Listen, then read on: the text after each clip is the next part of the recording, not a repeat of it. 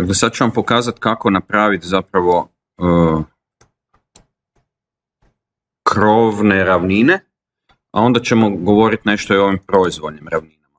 Dakle, ako odem u arhitekturu, u prvu karticu, onda imamo onu listu standardnih ravnina. Dakle, ako su nam etaže horizontalne, onda imamo neki poseban par ravnina s kojima možemo dobivati razne kose ravnine koje vrijede na određenom području, i onda imamo treći ovaj alat plohe krova s kojima zapravo generiramo krovne vode na brži način nego da to radimo ručno jednu po jednu.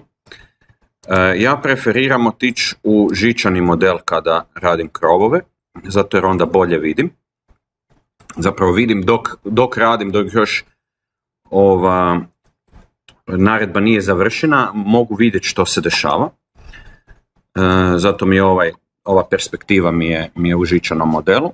Dakle, odem na naredbu za plohe krova. I sad tu imam 4 načina na koji mogu raditi krov. Ovo je najjednostavnije.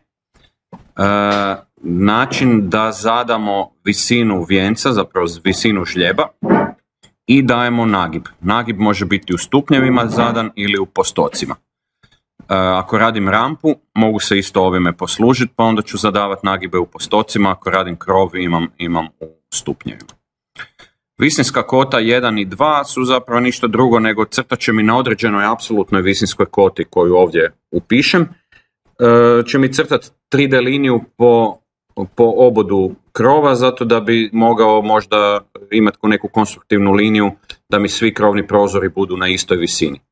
Pa ništa drugo nego samo jedno hvatište zapravo za lakše umetanje krovnih prozora. Dakle, mogu imati 2 takve visine po svakoj kosini. Streha. I ovdje ako dođem iznad, onda kaže, osim ako sam možda unutra, dakle visina strehe. Tu zadajemo opet apsolutnu visinu, dakle i kod stubišta i kod krova uvijek baratamo sa apsolutnim visinskim kotama. I ova streha je zapravo visina žljeba. Meni je to najjednostavnije vam tako objasniti.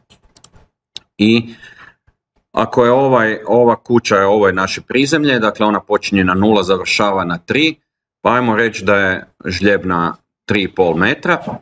Donji rub, to je donji rub te etaže.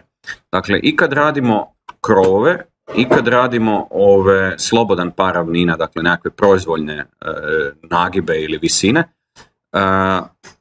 na tom tlocrtnom području koje se nalazi ispod tih ravnina ili ispod krova, vrijede ove visinske koordinate, a ne one koje su zadane u samom crtežu. Pa tako, donji rub znači donji rub etaže, u ovom slučaju tog nekog potkrovlja. S obzirom da je to naša prizemnica koju želimo napraviti kosi krov, donji rub je 0. Dakle, naša cigla će biti postavljena, prva cigla će biti postavljena na koti plus minus 0,0. Gornji rub je granica do koje krov smije ići. To znači da ako mi imamo neki jako strmi krov, ako ga omeđimo recimo na 10 metara, a nama bi vijenac bio na 11 metara, onda ćemo dobiti krnju piramidu, krnji neki stožac, jer na nivou od 10 metara, dakle na onome što ovdje napišemo, jednostavno krov neće moći ići dalje prema Sljemenu, nego će jednostavno biti odrezan. Dakle, uglavnom je ovo nešto karikirano veliko, tako da vam se ne desi da vam se krov bude onako kao krnji. Ok, tu smo podesili što treba podesiti, dakle nagib je 35 stupnjeva, vijenac će nam početi, odnosno žljeb će nam početi na 3,5 metra, dno etaže je na 0 i ovdje me pita dole postavite svojstva, to smo upravo napravili, i prva točka poligona unesite razmak. Dakle, ja mogu sad klikat tlocrtnu površinu krova ili mogu unijeti razmak. Razmak znači da ću ja klikat po nekim točkama, a da će mi software crtat više ili manje od toga. Recimo stavit ću razmak je 80 i ako idem u pozitivnom smjeru, rotacije, onda ću dobivati preko, dakle plus 80, jel? Vidite da je ova crtkana linija koju sada zapravo crnu koju vučem, ona se nalazi na nekom odmaku, na nekom razmaku od zida na koji sam klikao, to je upravo tih 80. Recimo na ovom mjestu želim 50, utipkam 50 i sad imam manji razmak. Recimo da ova sljedeća stranica hoću 100, pa ovdje imam na primjer 100 na ove 3 strane, a ovdje možda imam samo 20 iz ne znam kojeg razloga. I jednostavno kliknem na zadnju točku i dobio sam, naredba još nije gotova, ovdje sam dobio dakle jedan kubus, neki kvadar, nešto, gdje je donja granica je na 0, to je ova granica, i gornji rub, to je ovaj rub, je na 10 metara. Dakle, trenutno još nismo zadali nikakve kosine, a dole me tu pita nagib na rubu. Dakle, na kojim linijama ovog našeg obrisa imam nagib. Ako kliknem na ovu, onda vidim odmah ovdje što se dešava. I zato želim ovo imati u wireframe, u žičanom modelu, jer da imam u sjenčanom modelu ovo ne bi vidio.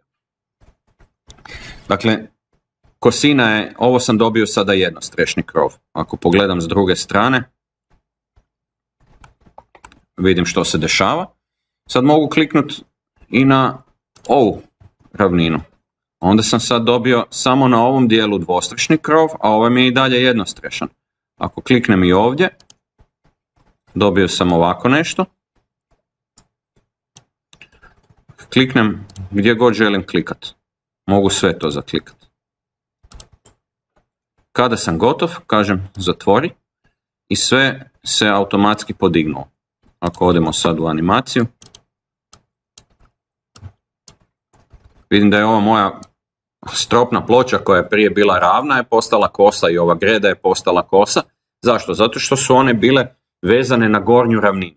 A sada sa ovim krovom smo mi dobili nekoliko parova gornjih i donjih ravnina. Dakle, svaka ova ploha ima svoje područje sa gornjom ravninom i donjom ravninom. Donja ravnina je na 0, gornja ravnina je onako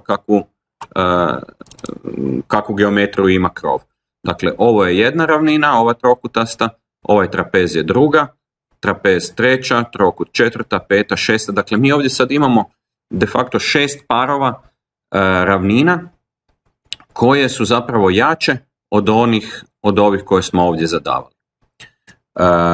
Slično, ne znam da li smo pokazivali već do sada, dakle ako ja uzmem neki zid i potegnem ga odavde tu ravno do ovdje, onda čim on uđe ispod krova postaje višlji, odnosno hvata taj krov. Da li se to tu vidi? Evo ga, to se i tu vidi, možemo i ovdje staviti animaciju. Dakle, on je došao do tog krova. Ako krov obrišem, sve pada naravno na svoje mjesto, gdje su onda dominantne ove ravnine koje smo bili zadavali ovdje. Undo. Undo. Ok, sad recimo želim nešto promijeniti. Dovoljno je kliknuti dva put na te plohe krova i sad recimo da ovdje hoću imati zabat, dva zabata. Dovoljno je ovdje upisati 90 stupnjeva i kliknuti na kojim linijama je 90 stupnjeva. Dakle, ovdje i ovdje. Kažem zatvori i ovo je dobilo drugačiji nagib.